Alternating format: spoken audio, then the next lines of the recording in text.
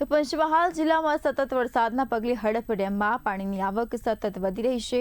ડેમનું rule level જાળવી રાખવા માટે તંત્ર દ્વારા આજે બપોરે ડેમનો એક ગેટ અડધો ફૂટ સુધી ખોલવામાં આવ્યો છે, જેના પરિણામે 623 ક્યુસેક પાણી હડપ નદીમાં છોડવામાં આવ્યું છે। ડેમમાંથી પાણી છોડાતા હડપ નદી બે કાંઠે વહેતી થઈ છે અને અનેક સ્થળોએ ઘોડાપૂર જેવા દ્રશ્યો સર્જાયા છે। પરિસ્થિતિને ધ્યાનમાં રાખીને મોરવા હડપ તાલુકાના નદી કાંઠાના વિસ્તારોમાં તંત્ર દ્વારા હાઈ એલર્ટ જાહેર કરવામાં આવ્યું છે। ખાનપુર, મોરવા, માતરિયા, ડાંગરિયા, કડાદરા અને કુવાઝર સહિતના ગામોના લોકોને ખાસ સતર્ક રહેવા સૂચના આપવામાં આવી છે। નદીના પટમાં ન જવા, કોઝવે અને નીચાણવાળા વિસ્તારોમાં અવરજવર ટાળવા તેમજ પશુધનને સુરક્ષિત સ્થળે ખસેડવાની અપીલ પણ કરવામાં આવી છે।